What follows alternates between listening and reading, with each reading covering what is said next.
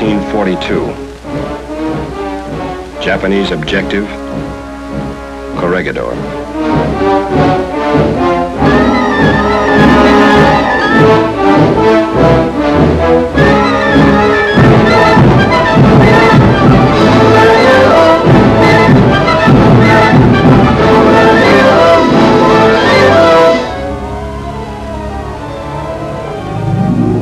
A president's order to leave. A soldier's promise to return. A soldier's hope. An appointment in Tokyo.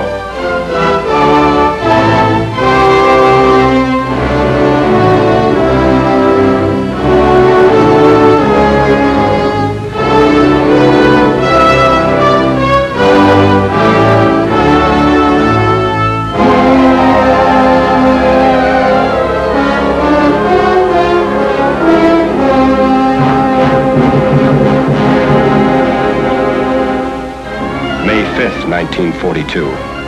The enemy lands on Corregidor. General Jonathan Wainwright, defender of the Rock.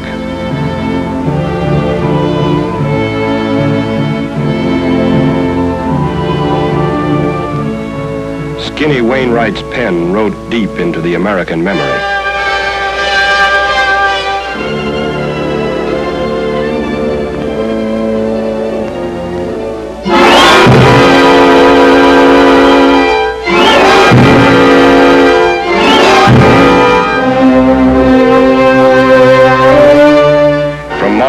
On Bataan, the Death March.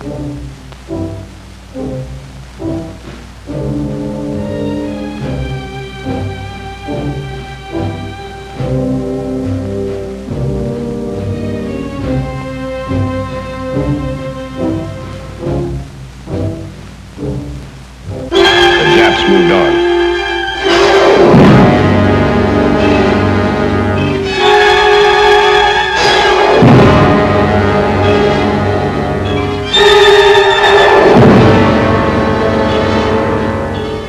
Until Australia itself lay open to invasion. At his Melbourne headquarters, General MacArthur faced grim facts.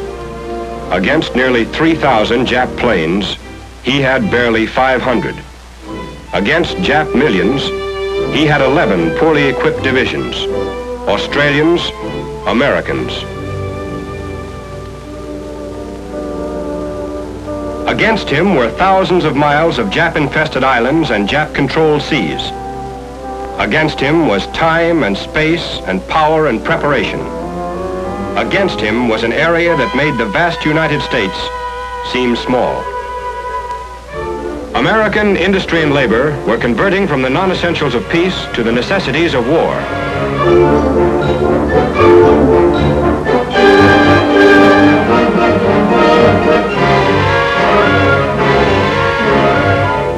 Conversion was slow, and the European theater had first call.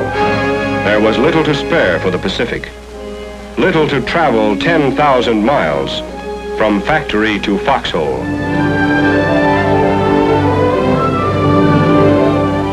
The longest supply line in the world, a supply line won and secured by naval victory in the Coral Sea, land victories at Guadalcanal and the Solomons.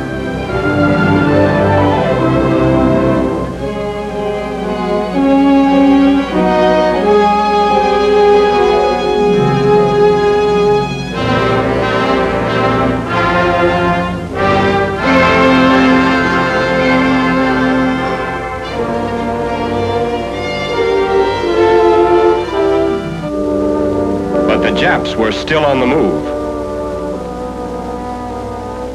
March 2nd, 1943.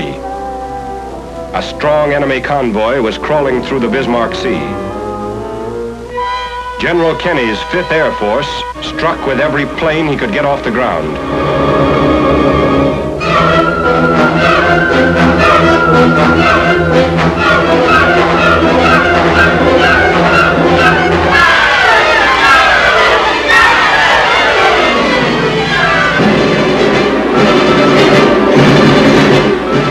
Score, 22 shattered hulks, every enemy ship. A decisive aerial victory had been gained in a critical hour. The Jap had been stopped. This was the turning point. The job of fighting back to the Philippines and beyond to Japan required the closest teamwork of sea, land, and air forces. This brought together Douglas MacArthur and Chester Nimitz. Washington had a plan, 2 roads back to the Philippines. One from Hawaii along the string of coral fortresses, the Gilberts, Marshalls, Marianas, to Palau. This was the job for naval and army forces under Admiral Nimitz. Another from Australia would cut through the jungle of New Guinea, up the stairway of islands to Morotai. This was the job for the Army and Navy forces under the soldier who had made a promise to return.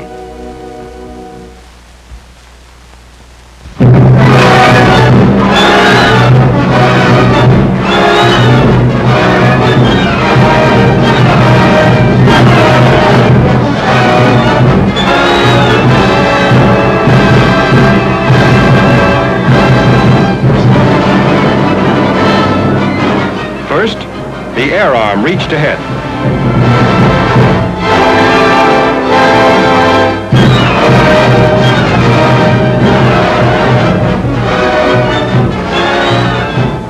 Second, amphibious assault. Hit 'em where they ain't.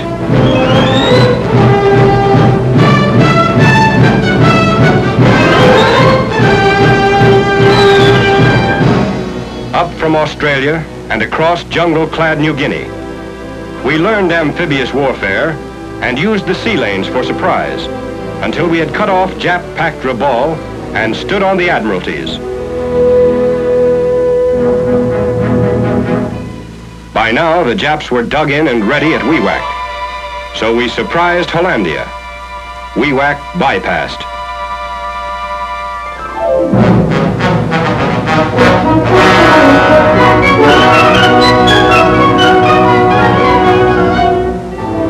Strategy, surprise, up the stairway of islands.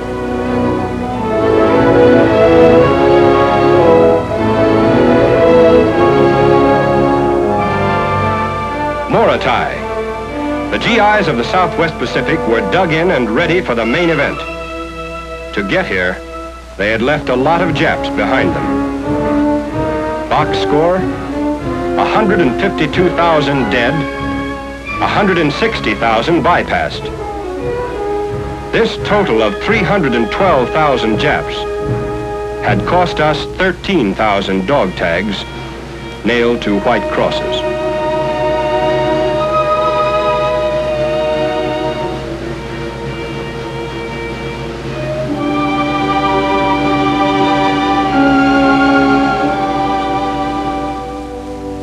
Meantime, the forces commanded by Admiral Nimitz in Hawaii faced a different kind of war. There were no places to hit 'em where they ain't. Every coral atoll we invaded would have to be taken Jap by Jap.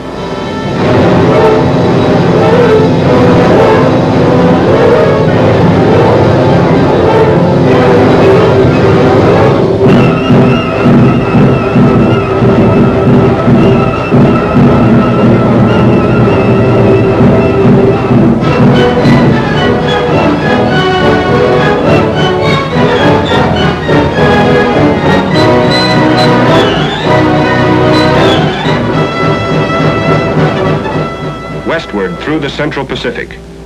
New names in American history. Tarawa in the Gilberts. Kwajalein in the Marshalls. Saipan and Guam in the Marianas. Palau. Palau and Morotai. We had bridged the Pacific.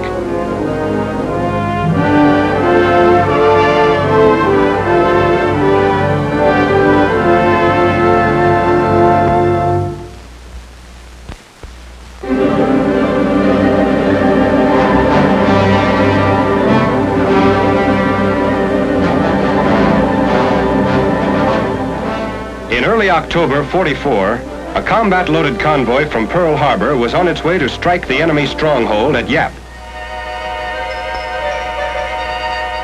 One afternoon, a top-secret code message broke radio silence.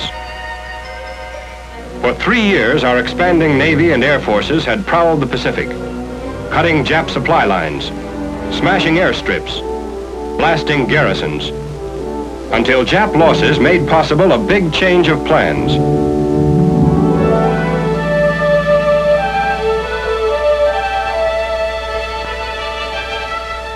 From Admiral Nimitz, instructions to change course. Yap invasion canceled. Rendezvous with task forces headed for a new objective. The Philippines. Now get this. These are the Philippines. Up at the top is Luzon, the most important island. Manila, Corregidor. The Japs are expecting us here. Down at the bottom is Mindanao, another place the Japs are expecting us. Got it? Okay. So we don't hit Luzon, we don't hit Mindanao. We hit here, right in the middle, at Leyte. Now remember, don't get careless. They're the same kind of Japs they've always been. Any questions? Questions? Sure. The silent kind.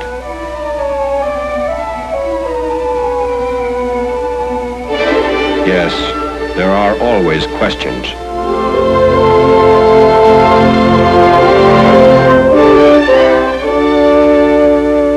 And the Lord said, I have surely seen the affliction of my people, and I have heard their cry by reason of their taskmasters. And I am come down to deliver them out of that land unto a good land. An army is a collection of men, and a man is a collection of needs. One of these needs is prayer, and prayer is a form of remembering. Remember? Yeah. Back in those canvas hotels in the staging area, where two can live as cheap as 2,000. Yeah, I remember.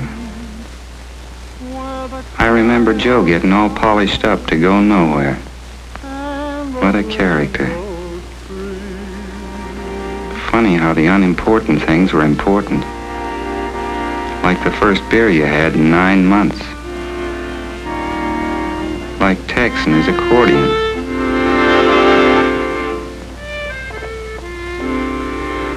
And you remember packing.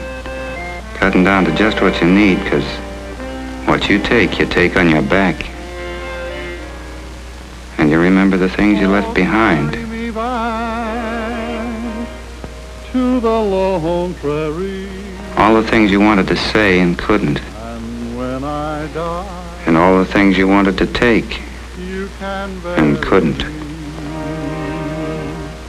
Neath the western sky,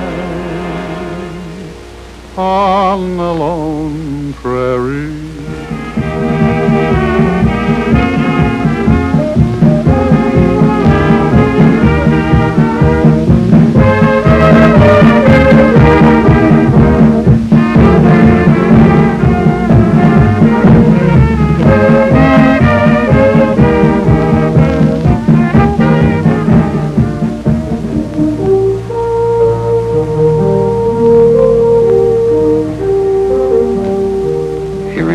Watching the submarine net slip by, thinking, well, this is it.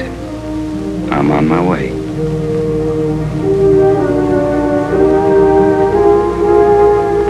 We were all underway, and there wasn't much to do about it. Just sit around and wait for the Navy to take us to the Japs.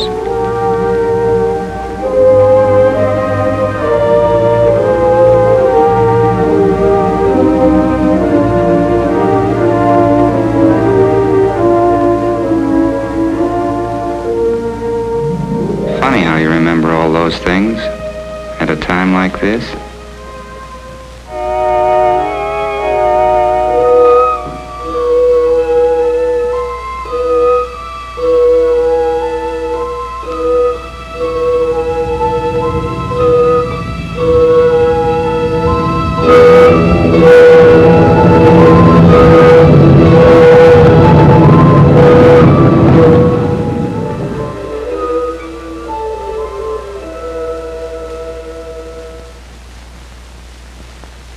October 20th, 1944.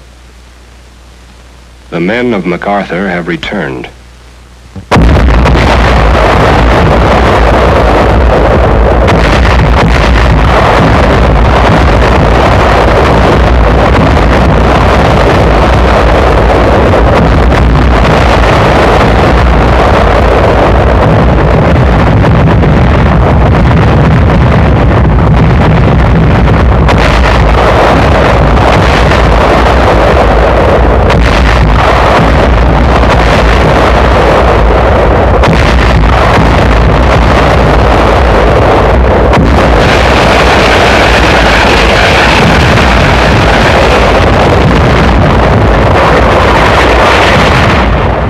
The assault waves,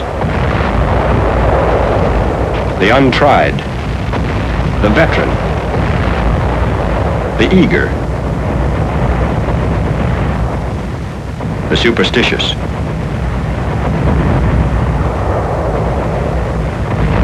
The first to land, some the first to fall.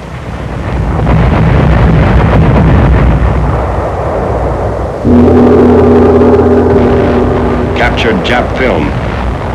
The enemy waits. General Yamashita commanding.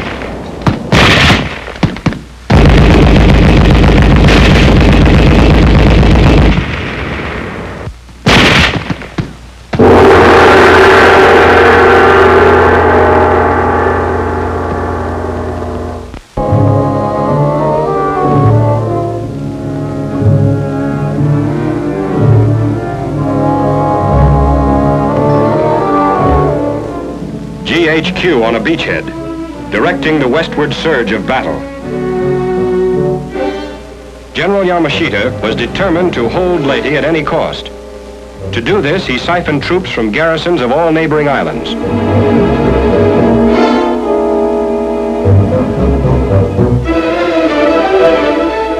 More captured film.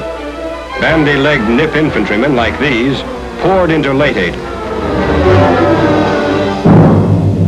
We answered the challenge with a meat grinder offensive against reinforced Jap positions.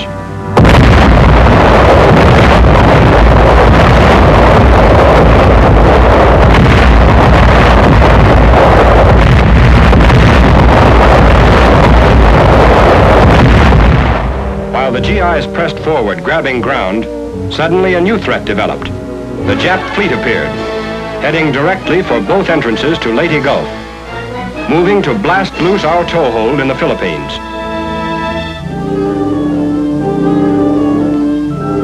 There wasn't much ground troops could do about this threat from the rear. This was a job for the Navy.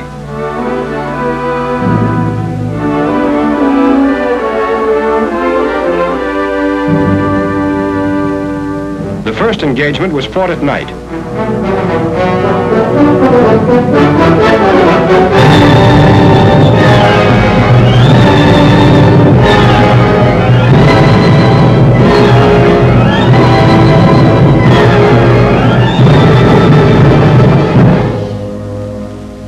On shore, everybody sweated it out, from GI to general.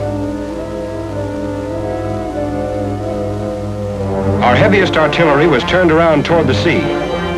They looked big, but against naval broadsides, they'd be like pistols against rifles.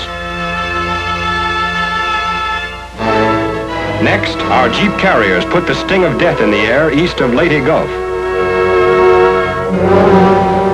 Jap land-based fighters and bombers reinforced their sea strength.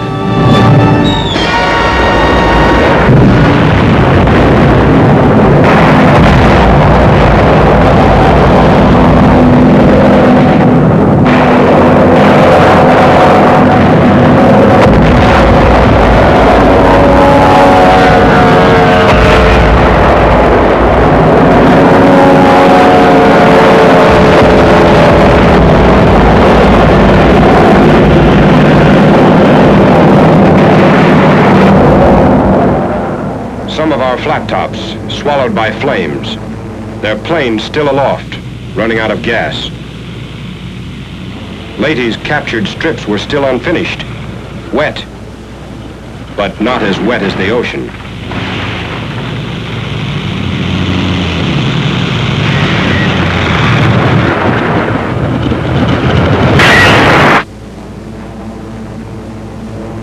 Meantime, east of Luzon, the third engagement.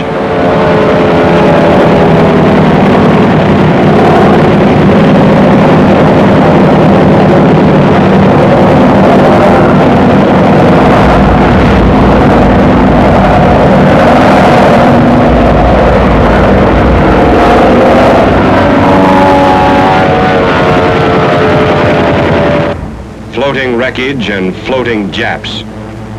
We had won a naval battle.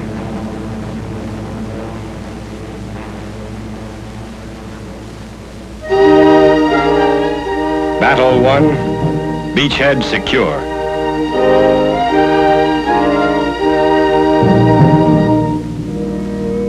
But to the infantry, it was just another day to keep pushing. The speed and dash of the first days are gone. You're not front page headlines anymore. And being dry is something you've forgotten. You march in mud.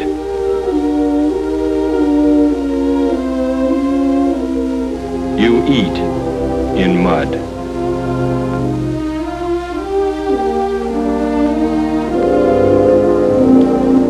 You rest in mud. You sleep in mud.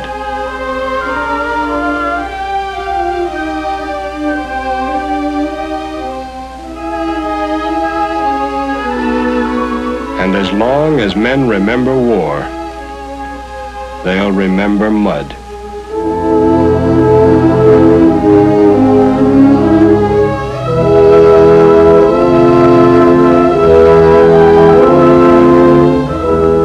When you're hit, guys take care of you. You're kept alive, if it's possible. This is the battle behind battle. Courage and medicine are the weapons. Sometimes they're not enough.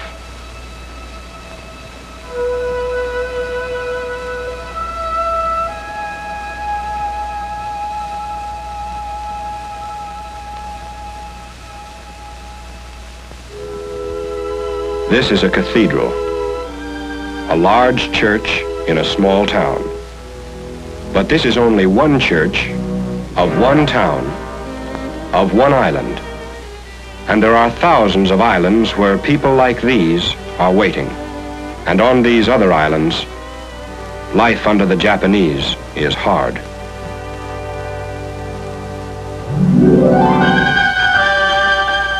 We knew what Jap domination meant. Guerrillas had kept us informed.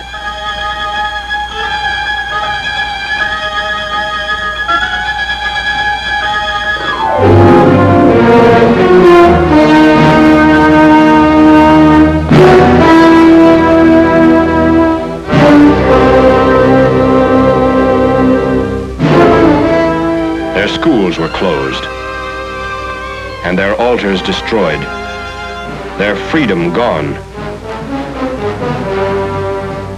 Their harvest stolen.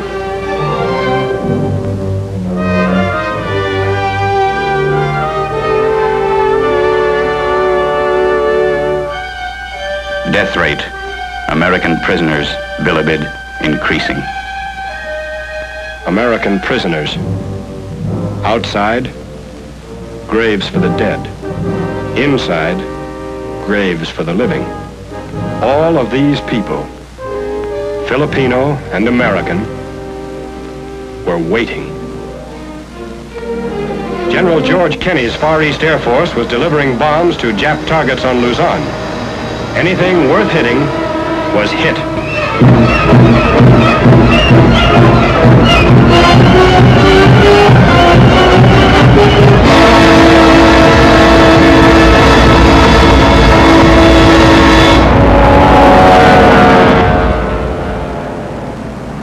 Manila Bay, Luzon, the core of Jap power in the Philippines. January 4th, the largest convoy in the history of the Pacific.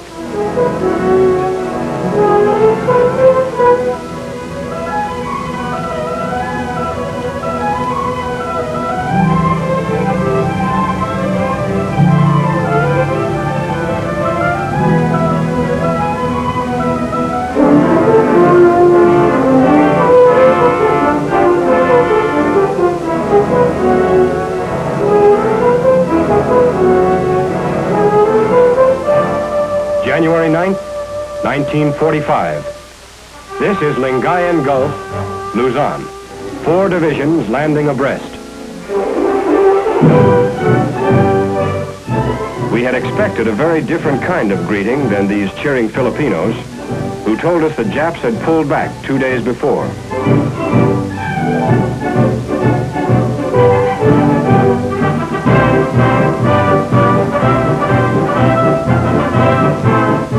These are guerrillas. Don't let the clothes fool you. Men like these kept the war going in the Philippines long after the Japs said it was over.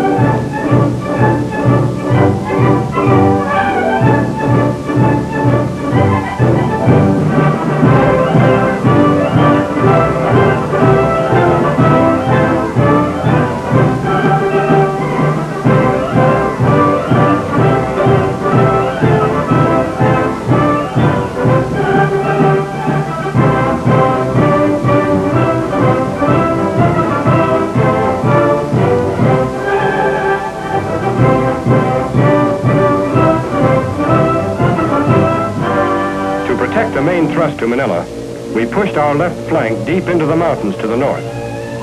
Some targets a ground soldier can't reach. Some targets a sky soldier can't see. So they work together. Mountains would have to be bought with battles like these. I think they're going to be doing okay. They're flying down there at 20 degree azimuth, but they're doing okay. They're doing okay.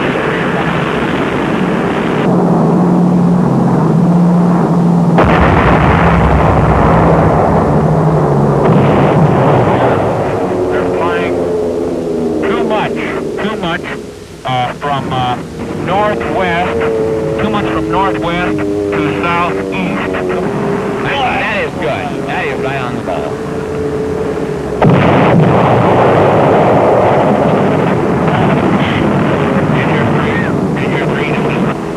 Bombs, very nicely placed. Within the target area. The straafing was effective. C Company of our regiment moving up this draw right down here with a mission of attacking this ridge directly to our rear, which is about 2380 on the map. B Company is moving through F Company's present position, located on this high ground back there. They're going to pass through F Company and attack up towards the same hill, 2380. Now, can you give me a concentration on that hill? On 2380? Right. Yes, we have the 4.2 mortars, the 155, 105, and 75, all zeroed right on the hill. We can drop it right in there. Sam, I'd like a little 81 in there, if you possibly can give me, and get direct fire with an assault gun. Yes, We'll lay it right in there. Okay, Sam, I'd like a lot of white phosphorus in there. I want to mark it well for his artillery concentration and also for a screen for these troops to move on in this direction.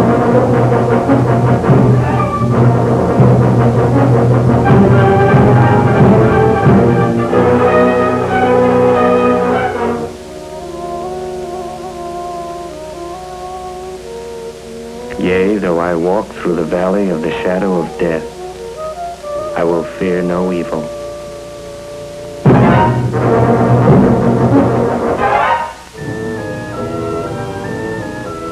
It's slow going up a hillside. It's slow because you've got the hill against you along with the enemy on it.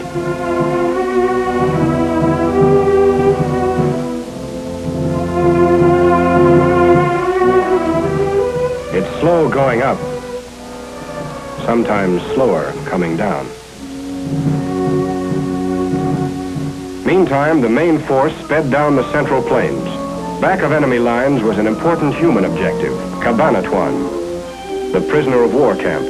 If we fail to reach these men, they'll be taken with the retreating Japs on another death march. Hand-picked guerrillas and a company of rangers started on the rescue mission, 25 miles behind enemy lines.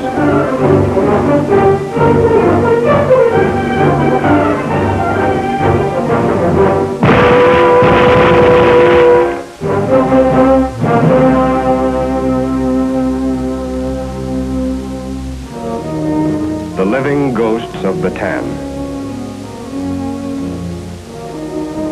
1,000 days and nights ago, the death march began.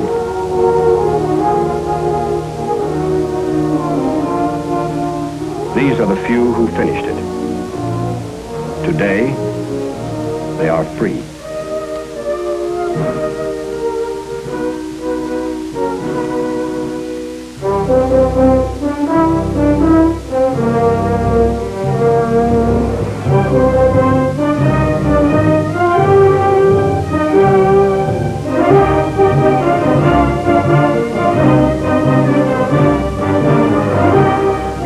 Cabanatuan was a grim reminder that Filipinos and Americans were waiting in Manila.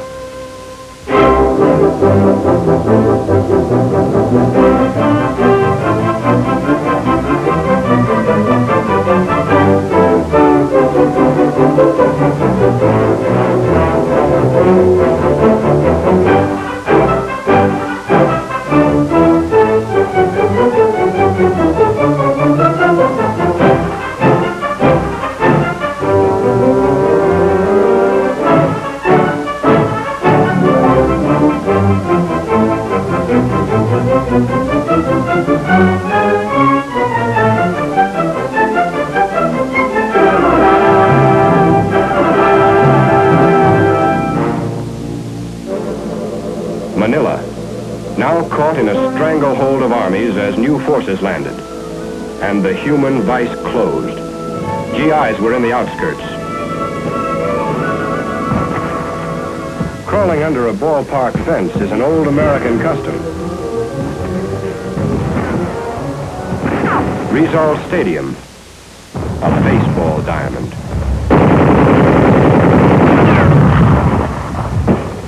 No game today.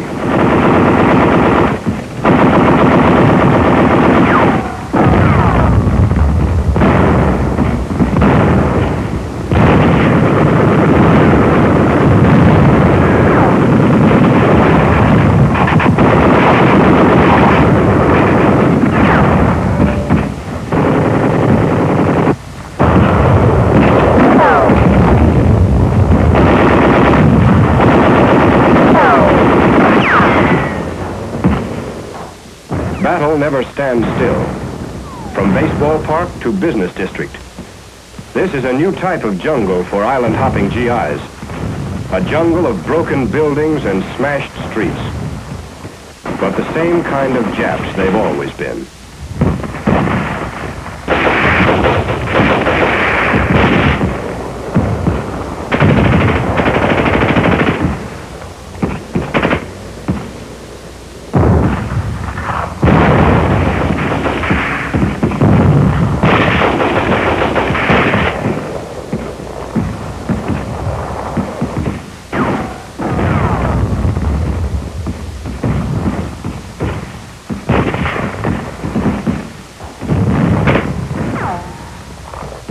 Yamashita had orders from Tokyo. Hold Manila or burn it.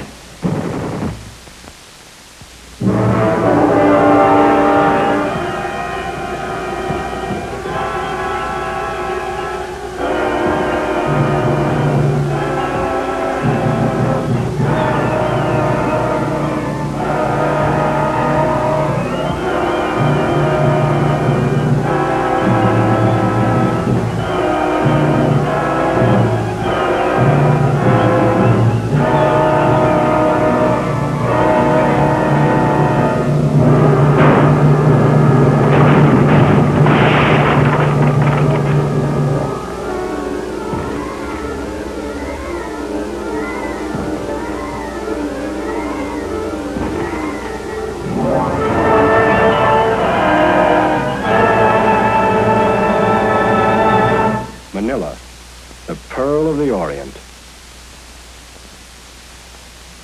This innocent-looking piece of paper translates as follows. Japanese field order of 13 February. All Filipinos found on the battlefield will be executed.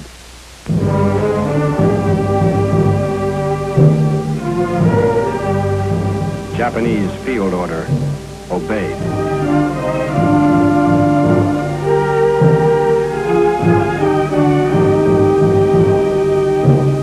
Between us and the walled city was the Pasig River. And Japs.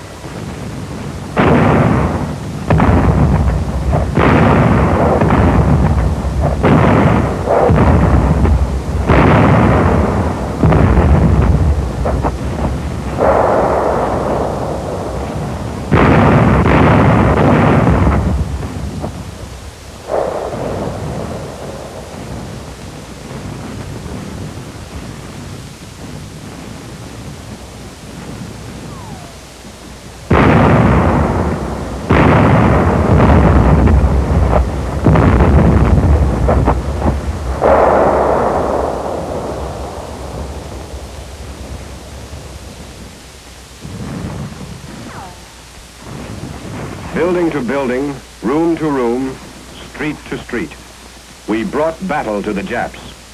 until they closed themselves behind the 14-foot thick walls of Intramuros, a fortress within a city.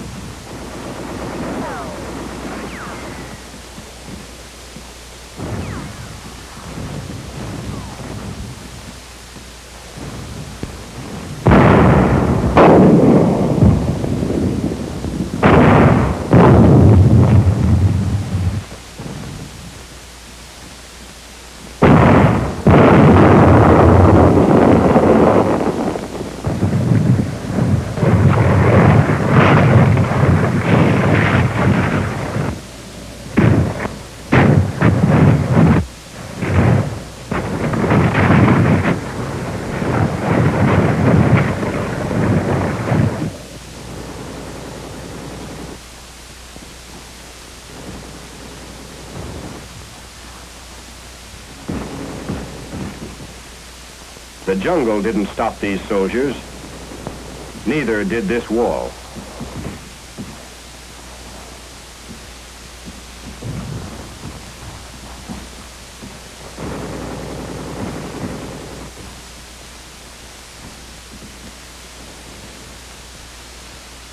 Back of the broken wall, broken Japs.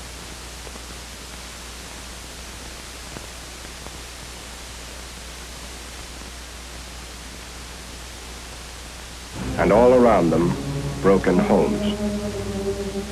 Homes thousands of miles away, but American homes. Because the people who lived in them shared with us the American spirit. This is the payoff of battle, the silent reward. Many have fallen, that this one may rise. This one may smile. This one may forget. This one may heal. This one may walk.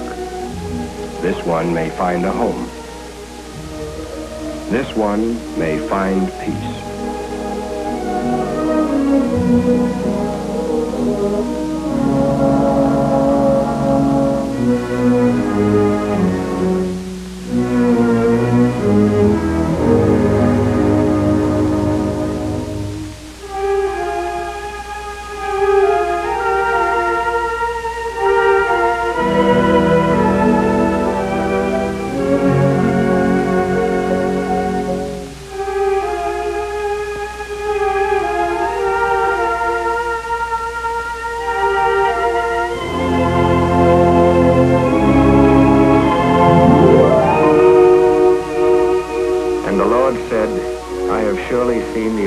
Of my people, and I have heard their cry by reason of their taskmasters, and I am come down to deliver them out of that land unto a good land.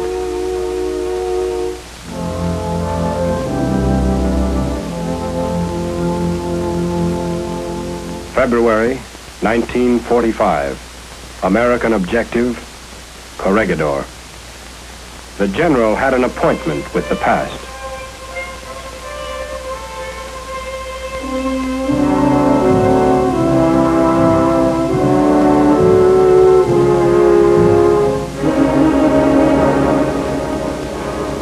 Corregidor, the name of a rock. But it's more than a name. The way Valley Forge and the Alamo are more than names. These men will be jumping into the middle of American history. Those that live will be saying in the years to come, I was there. I jumped on Corregidor.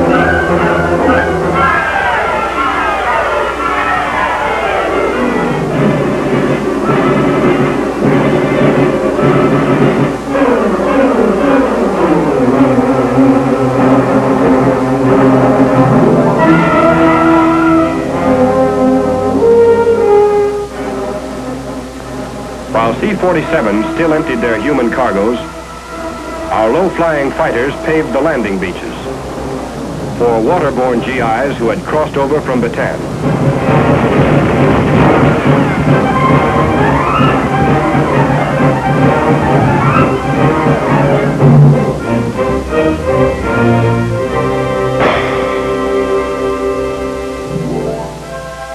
"12 days after we had landed on the rock, Corregidor is again an American fortress.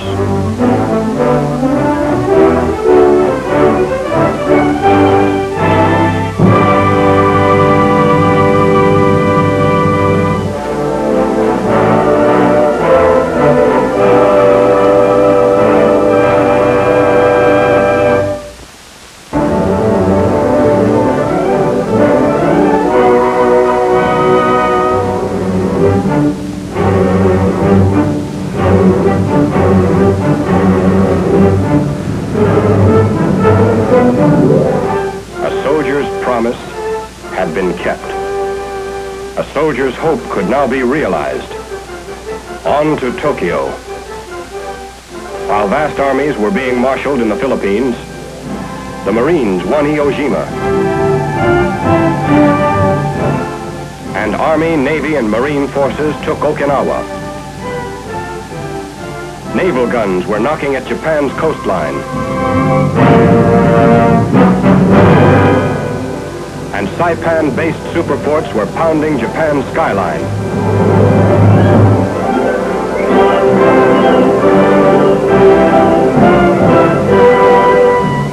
Atomic bombs on Hiroshima and Nagasaki. All this, and MacArthur's impending invasion, broke the enemy. The red sun of Japan had set. The might of a free people had come at last to triumph over the lords of war.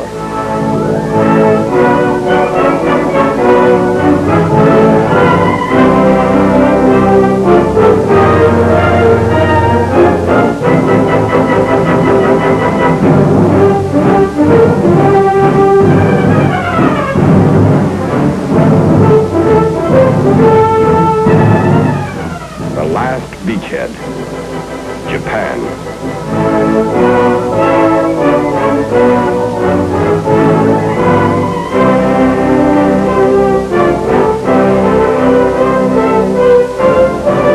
August 30th, 1945, at Sugi Airport.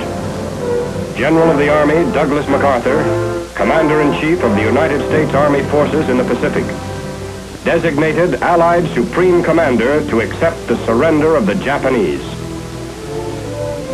He was met by Lieutenant General Eichelberger, commanding the 8th Army.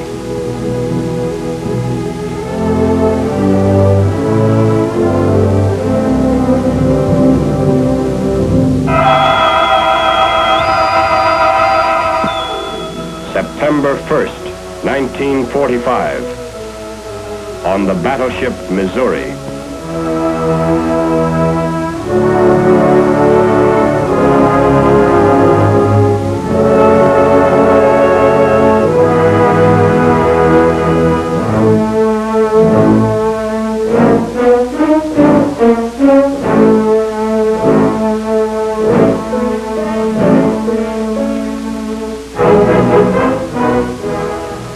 It is my earnest hope, and indeed the hope of all mankind, that from this solemn occasion a better world shall emerge out of the blood and carnage of the past. A world founded upon faith and understanding. A world dedicated to the dignity of man and the fulfillment of his most cherished wish for freedom, tolerance, and justice. I now invite the representatives of the Emperor of Japan and the Japanese government and the Japanese Imperial General Headquarters to sign the instrument of surrender at the places indicated.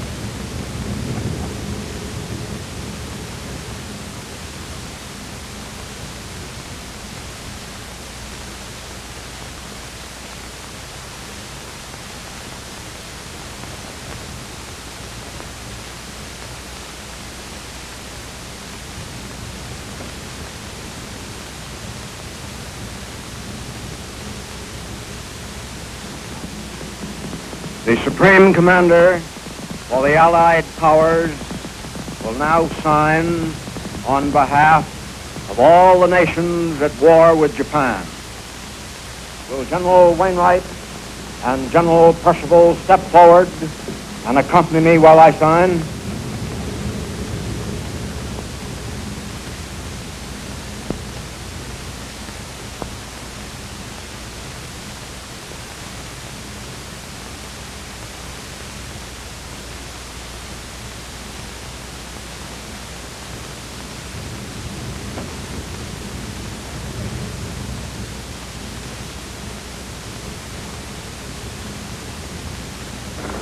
The representatives of the United States of America will now sign. Admiral Halsey and Admiral Sherman are standing.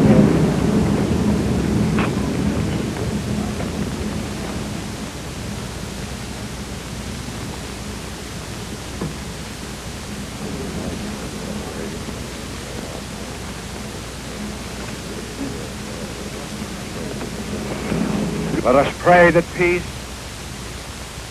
be now restored to the world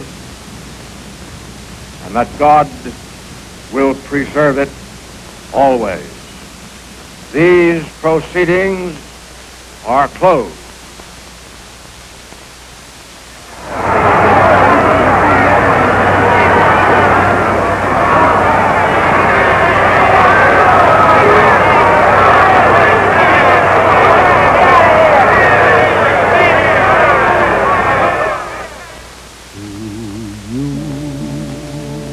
Beloved comrade, we make this solemn vow. The fight will go on. The fight will still go on.